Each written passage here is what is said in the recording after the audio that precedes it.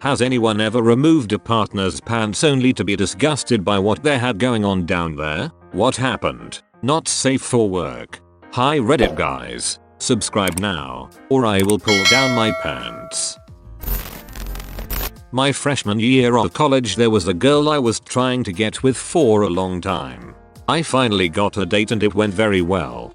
Fast forward a couple hours and we are in the bedroom, and I take her pants off. I shoot you not, it was the worst human bodily smell I've ever experienced. Like she never washed it type of smell. Safe to say I lost my boner and just went home with my week ruined. You see a girl wearing leather pants in a club, it looks hot, but don't take that home. Peel those off and the mixture of smells of leather and sweat could gag a maggot. Not disgusted, but surprised. An erect peanut's the size of a baby carrot. At first I thought maybe he didn't have a boner yet, but that was it. Didn't know what a small peanuts really was until then. So like, what happened then? How did you work with it? Or did you? I tried. I felt bad, because it had already been decided that I was staying the night. It wasn't good and I was dying for it to be over. Kinda just slowly stopped talking to him as much. You can't tell someone that's why you aren't interested. Although, size is definitely not everything. I'm sure there are tons of guys with small dongs that are good in bed. But this guy was not. They say it's not the size of the boat, it's the motion of the ocean, but I've never heard of anyone making it to England in a rowboat. George Harbour and Gabriel Samuelson rowed from New York to France in 1896. He had hair all the way to the tip. Wookie mistake. A light shaver. That's me. All the way up the shaft. Not on the head though, about an inch long. I shave it if I'm hoping for action. But I has been a rough mating season for bird person. A rough mating season for bird person. I like the way you put that. Wish I had done a junk check before choosing the man I lost my virginity to. He was stubby, but wide. Really wide. Like, regular condoms were uncomfortable wide. I took it like a champ though and walked like a cowboy after a long summer of rustling cattle. I can always smell my girl's beehole when we bang. Not sure how I feel about it. I know what you mean. Now every time I get a whiff of this it reminds me of my ex.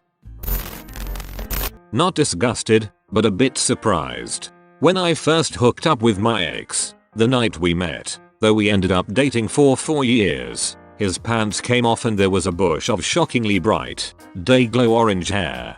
He was a ginger, but I guess time and sun and whatever had darkened the hair on his head. This was neon orange. I knew he was a natural redhead. Had the same thing happen with a girl I dated for a while. It was like the burning bush was in the backseat of my truck. A micropenis so small I had to part the pubic hair to see the head of his cock. He wanted a blowjob. I tried valiantly, but there was nothing to put in my mouth. It was like a clitoris in a bush with testes underneath. He was really proud, and said things like, yeah, you want this cock, don't you? Which was confusing. A guy feels so bad for him. There's just nothing he can do about it, sad face. He can't click one of the ads.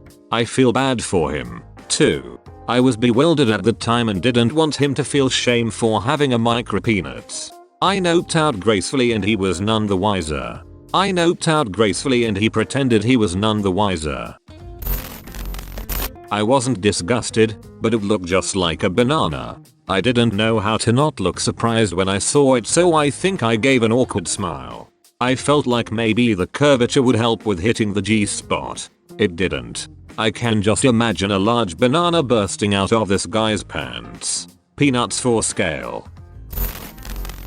Had a nasty surprise in high school. Had hooked up with a freshman at a party who seemed cool. She was funny, smart, and seemed into me. Made our way to the basement as all the bedrooms were occupied. Started making out. Pulled off her pants and went to town. And immediately froze. I could feel something small moving on my face. No lights down there and I didn't want to freak her out if I was just imagining things. So I casually ran my fingers through her muff. Came away with lice. Freaking lice all over my hand.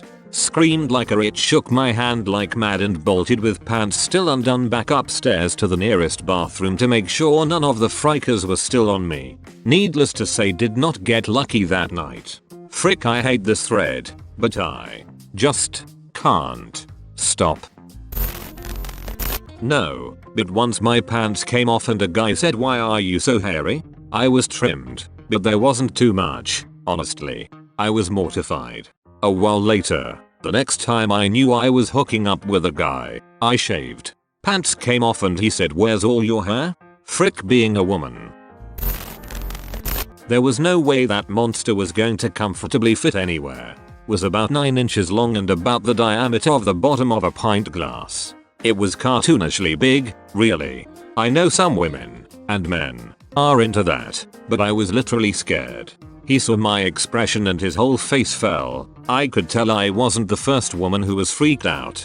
He was super nice and assured me we could take it slow. We tried a bunch of stuff, but it ended up not working out that night. I really hope he found a wonderful woman who could be more accommodating. He tried his level best to work what he had. I was in the army with a guy like that. I was surprised the thing didn't have an elbow. He said he rarely got past the second date. When women would sleep with him, it only took a few seconds before they tapped out. Everyone thought he was the luckiest dude in the world, but if you talked to him about it, he hated it. Glad to be average. I was surprised the thing didn't have an elbow.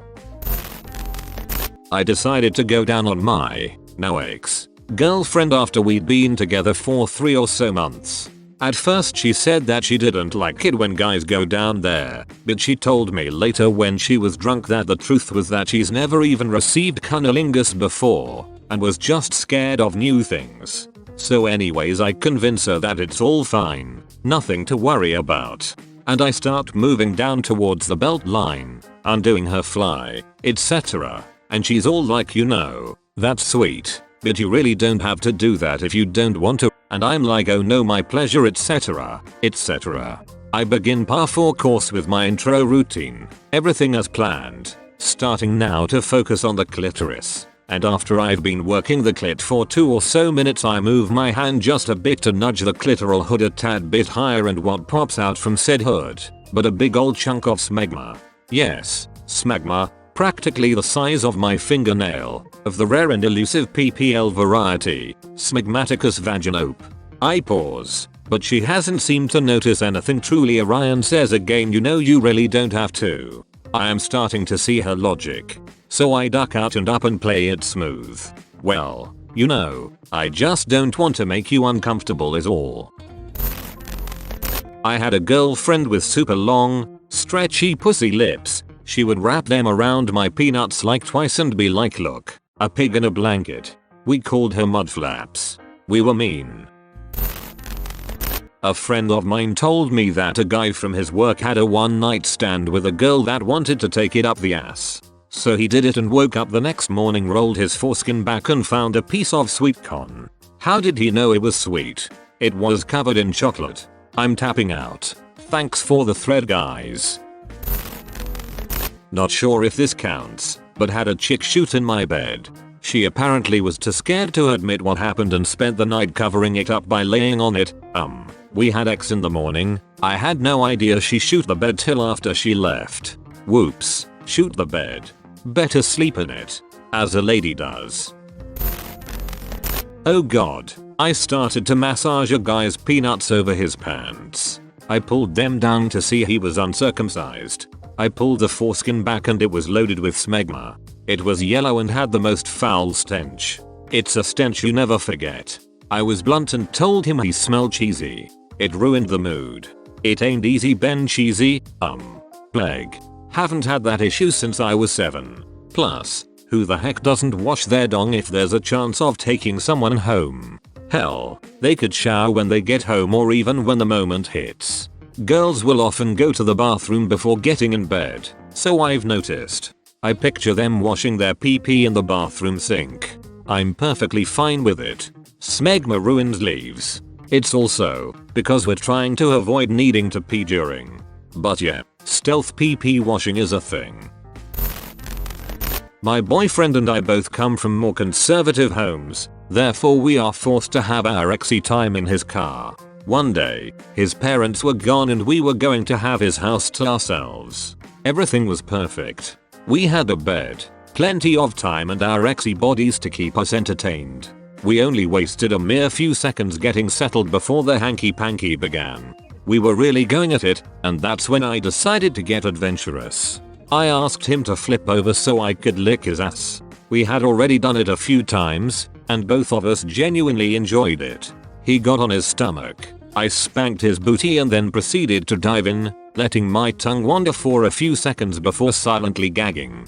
It tasted really weird, like extremely so. I spread the twins apart ever so slightly to discover that some nuggets of jaw were left over from a shoot earlier that day. I just told him to flip back over with a whisper of wanting his dong again, and left it at that. When I told him about it a few weeks later, he was mortified. I joke about it from time to time.